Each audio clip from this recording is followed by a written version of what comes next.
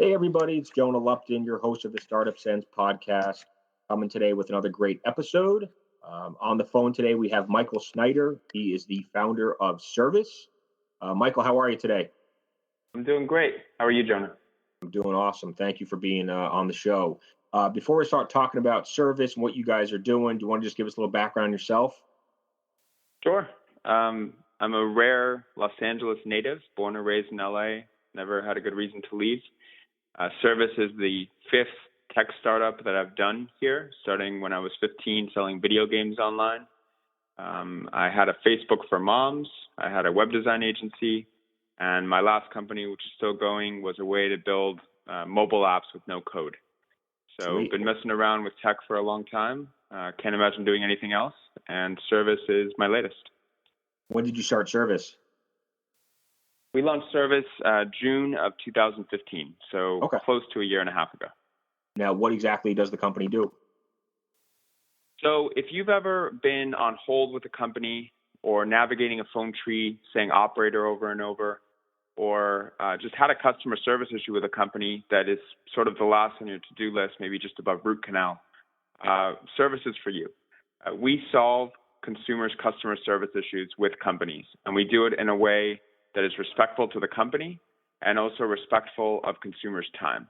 So whether Amazon didn't deliver your package, or your airline canceled your flight, or your cable company's overbilling you, whatever the customer service issue is, you could spend about 30 seconds using our app, and we take it from there and handle it for you. Awesome. So how does it work? Do I go to the website, which is getservice.com? Is there a mobile app that I can download to right from my phone? Yeah. So if you're on an iOS device, today we're iOS only on the app side. Just search for Service, spelled normally the normal way, and you'll find it. If you have an Android device or you're on a desktop, just go to getservice.com. And again, it takes about 30 seconds either way, and you'll be off to the races. The app has one cool bonus feature where if you are inclined to connect your email, once you connect your email, we will create a list of all your purchases that we can find in your email. So it's very easy. If you have an issue with one of them, you can file a case with one tap. And we'll even monitor your flights. And if you're on a flight that's delayed over 2 hours or canceled, we will offer to help out proactively. So That's our amazing. goal is to really reduce friction and be respectful of your time while making sure you're treated fairly when you have customer service issues. I actually downloaded the app this morning, but I just clicked on the feature, connect your email. So I'm doing that right now because I've recently just went on a little spending spree for, Black Friday and Cyber Monday. So I'm kind of curious to see what things pop up. I think we all know the pain point. Normally I ask, what's the problem you're solving? What's the pain point? We all know it. We've all been on customer service hold with, dozens of different companies for way too many hours over the years. How do you guys work with the companies? How do you facilitate the actual customer service experience on your end so the customer doesn't have to do it themselves? Yeah, so every company works a little bit differently, and industries as well work differently. So, for example, if you have an issue with a major airline in the United States, chances are it's more efficient to fill out a form on their website than it is to give them a call, as counterintuitive as that may be. So our software has mapped the most efficient way to work with thousands of the biggest companies in the country. So when you have an issue, chances are it's already been mapped by us internally. And the short answer is we work with companies in the most efficient way to resolve the issue. Usually it's not the phone. Usually it's some virtual means of communication. So if I go to Service, say on my mobile app, and I had a complaint with a recent Best Buy experience, which didn't happen. This is just an example. And you guys know that the best way to deal with a Best Buy customer service problem is, filling out a form on their website. Are you going to direct me to that form, or are you guys going to do it for me? No, this is full service. We'll do it for you. You spend 30 seconds telling us, you say it was Best Buy, you explain what the issue was. Our app is smart enough to ask you for whatever supporting documentation we need. So in that case, we would probably ask you for a copy of your receipt. And if you connected your email, we could probably get that for you with one tap.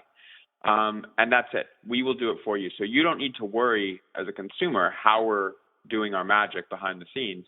From your perspective, you've spent 30 seconds and you're getting a fair resolution at the end of the day. So once you contact the company, how often do you have to go back to the customer and get more information?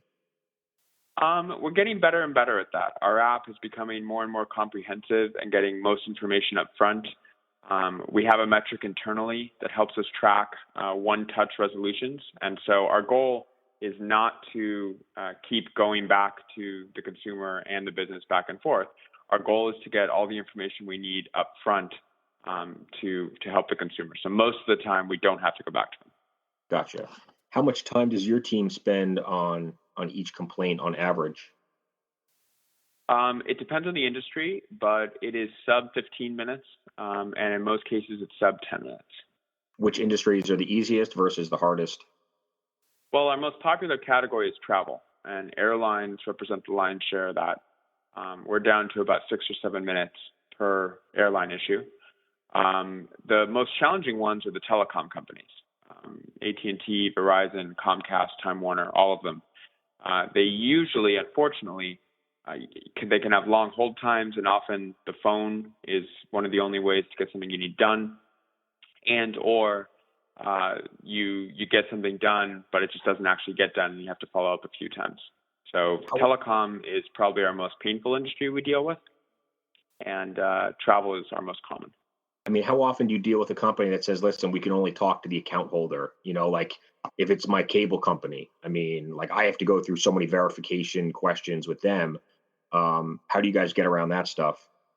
So we take security seriously, and we don't impersonate. So if we're calling, who is your cable provider? Comcast. Okay. So when we're calling Comcast or contacting Comcast, we don't say we are Jonah. We say that we give our name and we say we are assisting you in resolving an issue. So we're transparent about that. Most companies have procedures on how to deal with that. Some companies, if I have whatever personal information I need to authorize, that's enough. Some companies need you to authorize me to speak on your behalf. And in that case, we still save you time because we'll set up a three-way call at a time that's good for you. And that takes usually about 30. We'll call in advance. We'll navigate the phone tree. We'll get someone on the phone, and then we'll put them on hold, get you on the phone for 30 seconds.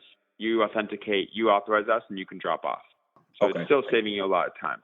But the short answer is we follow whatever the security procedures are of the company, and it also depends on the level of comfort for the consumer. With Time Warner Cable, if you're willing to give me the last four of your social, I can authenticate on your account. But it's up to you if you're comfortable or not with that. And if you're not, we'll find another way to make you comfortable. Gotcha. I mean, is the hope that at some point you guys scale to such a size that these companies that you deal with on a daily basis give you like direct access phone numbers, or like they create like a little like you have your own dedicated person at Comcast? Is that going to happen at some point? Sort of, but I think it'll happen with software, not with the phone. Okay. I think that the 800 number is a relic of the 70s and 80s, and is going to become not the primary way we get in touch with companies. Facebook's making a huge play right now with Messenger talking to companies. Twitter wants to be the customer service hub for the world between companies and consumers. There's a lot of different people vying for the space, but consumers, especially young consumers, don't want to use their phone to make phone calls. They're messaging. And so they would much prefer to send a message and have something taken care of than get on the phone. So I think that'll translate to what we do. I think that we will have software inside these companies that they purchase from us, which, by the way, is going to be our business model because this is free for consumers. And I think that software will allow us to help consumers in a more efficient way. And we'll also let the business help their own consumers in a more efficient way. Talk to us about, so the company's about a year and a half old. You've raised some money, right, from some outside investors? I have. I'm just looking at the list right now on Crunchbase. So Menlo Ventures, Founders Fund, two big names right there, a couple angel investors I'm not familiar with.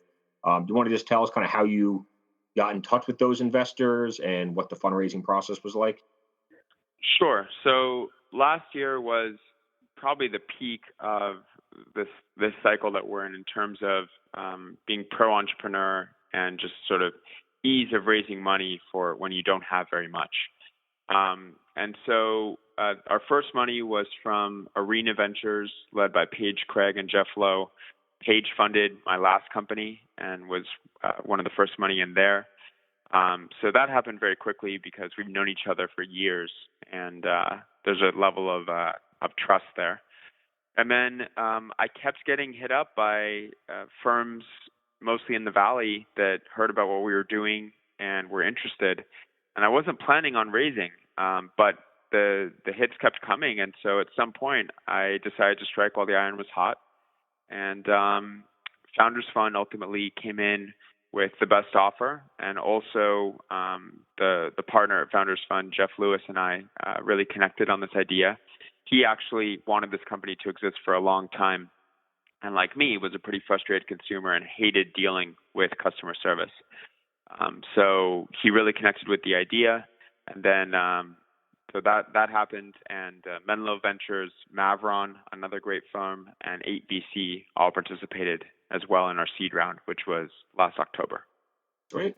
How big was the team when you guys raised money? And then how big is it now? When I raised the very first money, we were a week and a half old, and it was me and an intern in my living room. Now that's hard, right? That's super hard to raise money that early, but it's because of your previous experience and kind of the credibility on your resume, right? Yes. I think it's very hard to raise money. Well, let me back up. We already had something, and it's pretty rare for a company a week and a half into business to have something. But I built the first website myself on Squarespace in a few hours and launched it. And so by the time, it's only a week and a half in, but by the time I was talking to Paige, I had a website. I already had service on Twitter. I was tweeting at people that were already complaining, offering to help them. So I already had some flow into the website of people giving me their problems to solve. And I think I had solved a week and a half in maybe 10 people's problems, something like that. And you were solving it yourself, right? I was solving it myself. Yeah. Interesting. And so I guess the message there is it's always good to have proof that, even if it's the smallest proof ever, that your idea is viable and that people want it. To have a company that's a week and a half old, have 10 customers already, have a great brand on Twitter. We already had a logo. It felt credible. And even though it was very small, it felt like we were really onto something. And so I think that little bit of proof, even though Paige knows me very well, he's a very smart investor, and that really, I think, helped him over to the other side, knowing that we had a market and need we were filling. And it's just a pain point that we've all dealt with, and I'm sure we've all wished we could outsource that to someone. And I'm sure that any investor looks at this and sees, the viability and the opportunity. So kudos. Well, not everybody can afford an assistant. And so most people don't have assistants. So yes, I think most people would love to not have to deal with customer service. And actually what you're saying right now is also one of the reasons why I think it was relatively easy for us in our seed round. I would walk into investor pitches, and before the meeting began, one of the partners would say, I just got to say, I used Service before this meeting, and you guys got me back $300 from United Airlines, and I just want to say thank you. That's a very good way to start an investor meeting, and it is a universal pain point. I don't think there's a consumer alive in the U.S. that doesn't share the frustration that we have all had waiting on hold, navigating phone trees, and the like. I literally in the last 24 hours, I've seen at least 10 or 15 of my Facebook friends complain about some company. Like yesterday, I saw 2 people complaining about Time Warner.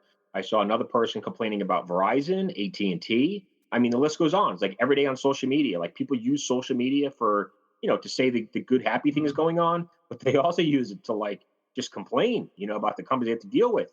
And customer service, it's a nightmare. So now you know where to send them so they don't waste their time. Oh, hell yeah. Oh, I love it. I love interviewing founders that are building companies that I will use. And if I'm using it, I'm sure most of my friends would love to use it too. This is Jonah Lupton, founder of the Lupton Group and host of the Startup Sense podcast. Are you struggling to find the right tech team to build your company's website or mobile app? Maybe you've developed a product but need help with your go-to-market strategy, including branding and marketing.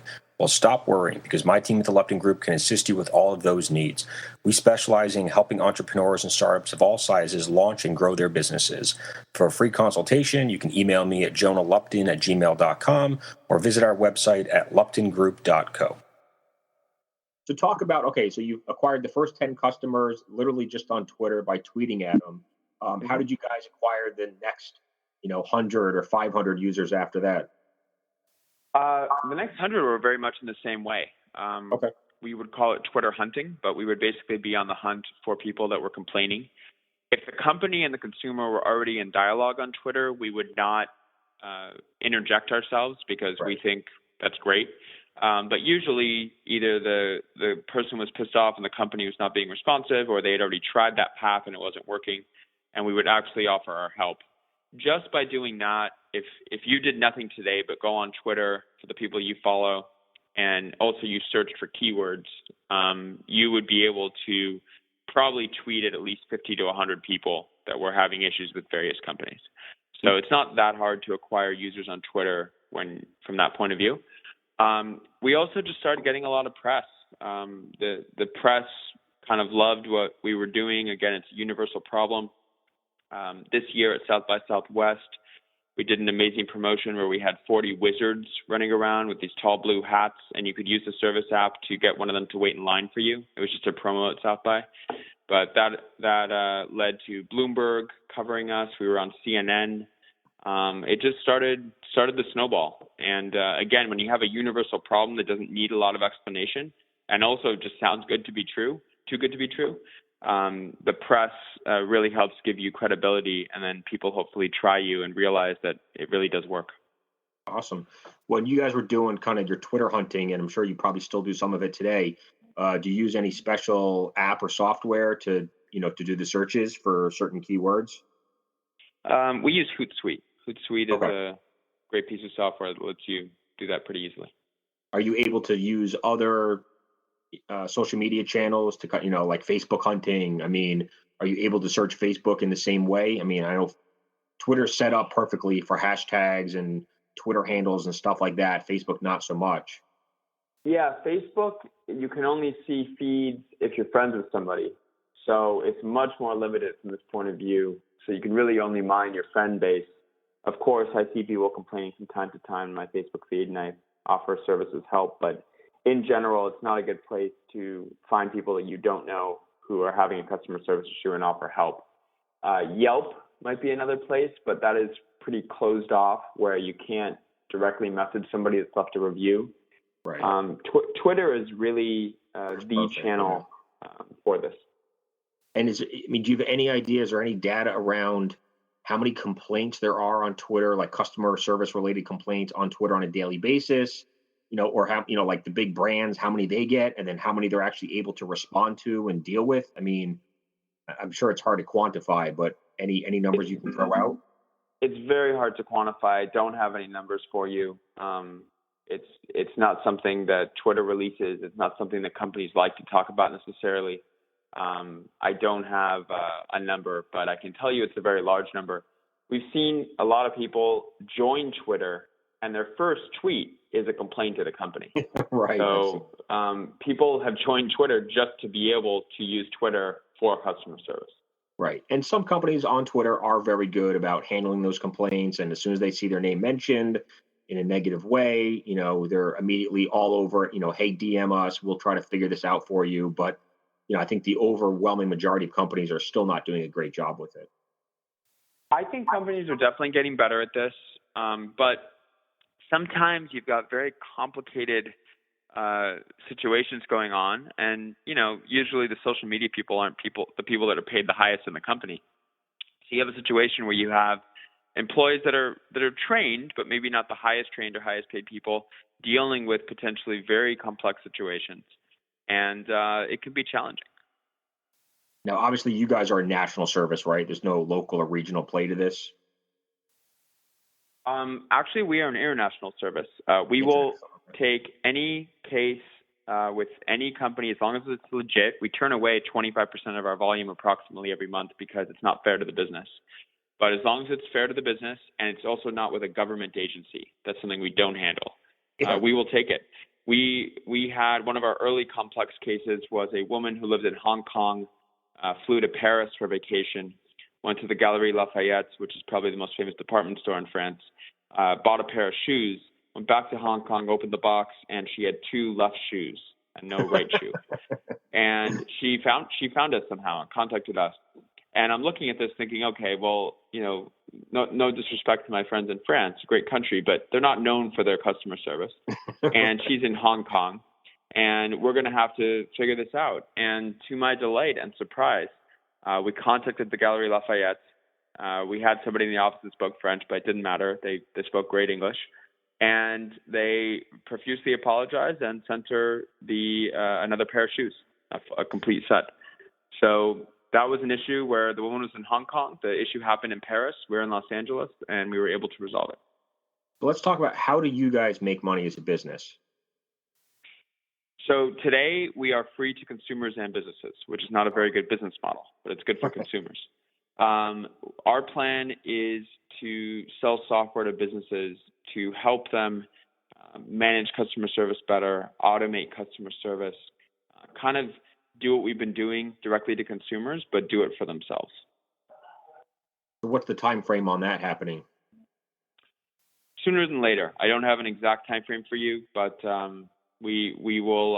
We're already quietly testing it with a few companies, and sometime next year, probably the first half of next year, we'll make an announcement. Okay. So, I mean, in addition to, getting visibility at conferences and some PR stuff, are you guys having success in any, paid marketing channels or SEO or anything else?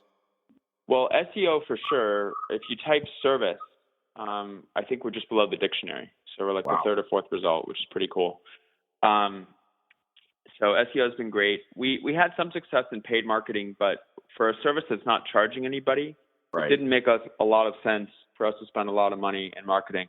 I even tried in the early days, kind of a fun anecdote. I tried a billboard, and not just any billboard, but I bought a billboard inside LAX, inside the United Airlines terminal.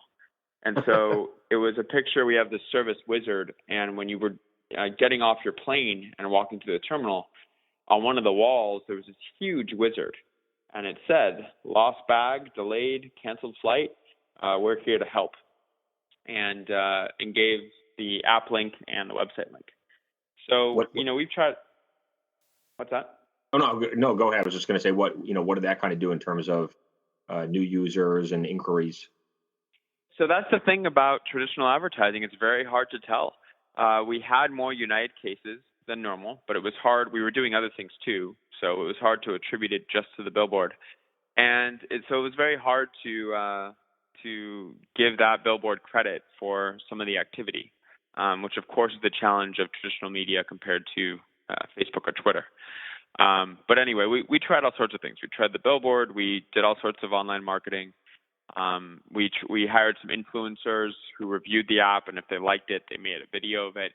At the end of the day, word of mouth is the most powerful thing. PR is the second most powerful thing. And so our efforts have really been focused on those two things. Just yesterday, we were in the Wall Street Journal as one of the smart apps of the year. So, I think when you attack a problem that is universal and people can all empathize with, the story kind of writes itself, and the press also catches up. And like you said, I mean, the next time I see one of my friends on Facebook complain about a company or a customer service issue, I'll message them and be like, "Hey, you got to check out this company's service. They can help you figure this out, faster and easier for you." So yeah, word of mouth, no doubt, is going to be huge for you guys. What have been kind of some of the biggest challenges over the last year and a half of growing this company? One of the biggest challenges sounds funny, but it's really convincing people that it's not too good to be true. When I tell somebody, "We'll solve your customer service issue," they say, "What does it cost?" I say, No, it's free. How long does it take? 30 seconds. So let me get this straight. It's 30 seconds, it's free, and you're saying it works really well. Yes. And it can be a hard sell. That's why the more they read about us in the press, the more app reviews that we have. I think we're at 4.5 stars right now in the App Store. The more our real users authentically promote the service, the more it sounds plausible. Can you give us an idea of how many times it's being used the service is being used weekly or monthly? Sure. It depends on the day. And I mean, if it's a busy travel day, we might see a spike. If we're in the press, we'll see a spike, et cetera. In general, a slow day might be 30 to 40 cases. A busy day would be over 100 cases per day that we're processing. And how many people on your team are dealing with those issues as they come in? 3. Wow. So they're staying pretty busy on those busy days. They're staying pretty busy, but again, we have a lot of software behind the scenes that we can multitask and be very efficient and get things done quickly. But yes, they get very busy on the busy days. Is your whole team in LA? Everybody's in LA. Oh, wow. Okay. I mean, I would think that you could probably hire remote if you wanted to, right? I mean, some of these customer service people that you have could be working from home or. Yeah, my goal is not to become a call center. And so if that was our goal, I would probably do something in the Philippines or some market where labor is less expensive than Los Angeles. But we're really a software company, and we're taking a technological approach to solving this problem. So the majority of our employees are engineers, and we're using our software to leverage just a few people to do a lot of work. If our business doubled or even tripled on the consumer side, it doesn't mean our staff has to double, and that's right. Because of the software. So you'll be able to stay pretty lean for the foreseeable future then? Yes, or even if it's not lean, I would say very efficient. And so each person that's actually solving the problems is probably the equivalent of 5 people in a call center because of our software. Who do you think the next few hires will be? The technical or support people, sales engineers. People? It's always engineers. It's so hard to find engineers, and then it's so hard to convince them to leave whatever they're doing because the best people always have jobs, so you're always kind of talking to someone who's employed. Hiring is the single biggest thing I spend my time on, as it should be. And we're always looking for great engineering talent. Where do you find your talent? Do you have any special recruiting tips or ideas that you can share with people? I like Hire.com. It's not free. It's a sort of a modern recruiting service that is where it's sort of a reverse auction, where companies are bidding on the employee. The employee doesn't always take the highest offer, but you get to see everyone else's offer. You can decide if you want to match it or beat it or go lower.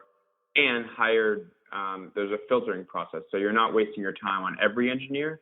You're only talking to engineers that are sort of the cream of the crop. So we've had a lot of success with Hire.com. That's interesting. I've heard of Hire. I didn't know that was their business model. That's interesting. Their business model is they take 15% of the salary, sort of like a traditional recruiter. They also have financing options. So it's not necessarily that you're saving so much money, but the process I find to be much more efficient and much less frustrating compared to dealing with traditional recruiters. Right. I gotcha. Trying to think what else. I know I have a few other questions for you. What's next for the company? Where do you guys go from here? I mean, I know you talked about, kind of this is more of a software play for big businesses. Do you guys reach out to have you reached out to some of the largest brands out there yet? I mean, I know you created software for, I think you said over 3,000 companies where you kind of know how to deal with them, but are you inviting them onto the platform? We're starting, yes. We are quietly testing the software that we built that's not public yet with a few companies. The early results are very good. And so, yes, we have contacts with a lot of large companies. Some of them are testing us. We'll have more to announce in the future. Okay, cool. Just a few more questions here, I guess. What is your favorite piece of third-party software or some sort of online service that you use on a daily basis to help run the company better? Is it personal productivity tools for me or just any software? Any software. I mean, obviously Slack is usually a pretty popular one. Pipedrive, stuff like that. Anything? Yeah, so Slack is indispensable. Google Docs and Google Drive is indispensable. I use Evernote a lot. Those are probably my top 3. Cool. And what's the single best piece of advice you've gotten from any of your investors thus far? Just to trust my gut. This is the fifth time I'm doing this, so I've gotten pretty good at not being swayed by every opinion I hear. But I think that's one of the hardest things as an entrepreneur. You're by nature insecure because you're doing something that doesn't exist, or that doesn't exist quite like you see it. And so there's always naysayers. There's always people that tell you why it doesn't work. And you have to rise above that, and you have to have courage in your convictions. So I think that is incredibly important, and my investors have advised me the same. Cool. Now, earlier you mentioned, I forgot to throw this in there. You said something like 25 to 30% of the, the issues or tickets that come in, you guys disregard because they're not fair to the business. Can you give us a couple examples? Oh, sure. We see, how do I put this delicately? We see the cream of the crop of humanity in both extremes. I'll give you an example. This was more or less a real case. I took a flight with this airline. I was with my family. I want a full refund, and I want them to also give us $300 each. And we're like, wow, that sounds really bad. What happened? Well, the flight was delayed an hour and a half going out, and then they lost our bag, and it was delayed 2 hours coming back. And so we'll always be empathetic. So, wow, that must be really hard with a family, the delays and the lost bag. That's terrible. Having said that, the airline is not required at all to give you a refund on flights you have flown, and it's also not going to pay you for flights that you have taken. What we could probably do is get you some sort of mileage credit for the future or voucher for the future, but that's it. And sometimes someone calms down and says, okay, I'll take what I can get, or that sounds reasonable. Sometimes they'll say, no, that's crazy. I want a full refund. The delay really screwed up my vacation. And at that point, you're just not dealing with a reasonable consumer, and you have to very empathetically and gently decline to help them. So we're not under any illusions that we are going to, fix humanity and make everyone reasonable. But we do feel like it's our duty to not take up companies' valuable time with dubious cases. Right. And so we really take that seriously. And we just want to be, not only is it not fair to the business, but we want them to see us as a good partner. They won't if we just throw everything at them, whether or not it's fair to them. Now, do you guys have a company policy that like every ticket kind of has to go to the, well, I guess you kind of just answered it. I mean, if you get something from something from a user and it's just outrageous, I mean, you don't necessarily have to bring that to the company, do you? No, we don't. We are a filter on both ends. And Okay. Conversely, if we do think the consumer has been injured in some way and we're talking to the company and the company is not being reasonable, we won't necessarily go back to the consumer until we have a reasonable answer from the company. So we are interested in protecting both sides. I mean, I'm just like personally, I'm having an issue with PayPal right now, where I turned off the automatic payments and a few of them went through and it just caused a bunch of problems. And, dealing with PayPal customer service is not fun at all. So I may even open up a ticket on your platform to deal with that. I mean, how do you hire the right people, right? I mean, the people that you have, they have so much empathy and patience. How do you find them? Like I couldn't do it. I don't think I'm too volatile, but how do you find the right people? Well, that's always hard. It's hard to hire great engineers. It's hard to hire great customer service people. The person that's leading the department has led customer service departments before, so he sort of intrinsically knows what personality traits to look for. We just ask them basic questions too. Tell us about a customer service issue you had recently. How did you handle it? With a certain amount of probing, you can figure out if someone's too hot-headed or if they're patient and pragmatic enough to do this. And honestly, some level of passion is good. You don't want to be a drone. The passion comes across both ways to the consumer and then helps get things done to the businesses. Our goal is not to call and yell at businesses every day to get our way, Right. But there are certain times when you need to be a little bit more forceful. So we look for that delicate balance of a lot of empathy and pragmatism and patience, but also someone who's not afraid to raise their voice if they need to, but not as a first resort. And I can see where the company likes dealing with you guys because you're impartial, right? You're kind of that independent middle person. So you're not full of emotion or anger or anything else, right? You guys can be more, I don't know, pragmatic. Yes, I think companies would much prefer to deal with us. We get to the point.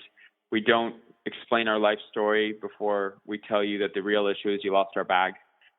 We just stick to the facts, and I do think that we make much better use of the rep's time on the company side. Yep, totally agree. If you could be mentored by anybody alive, who would it be? It's a great question, and not something I had an immediate answer for. I mean, look, there's the obvious ones. I'm reading a book about Elon Musk right now, and when you read the book, you really just get a sense of how to dream big. Most people, I think, don't dream big enough, and he's amazing. I also read Phil Knight's book recently, the founder of Nike. Yeah. He would be on the top of my list just for the sheer amount of perseverance. I mean, Right. Nike shouldn't have existed about 20 times in the first 10 years. Like, there was always an existential threat to the company. And he, just like a great entrepreneur, shredded through those threats every single time and made it. So Right. I'm always interested in talking to any entrepreneur who's achieved and built a fantastic company, because there's just so many of those stories. And I think being an entrepreneur is a very lonely thing. The ups and downs are hugely impactful, and they're very dramatic often. And you forget that this isn't the first time that someone's done this, and what you're going through is totally normal.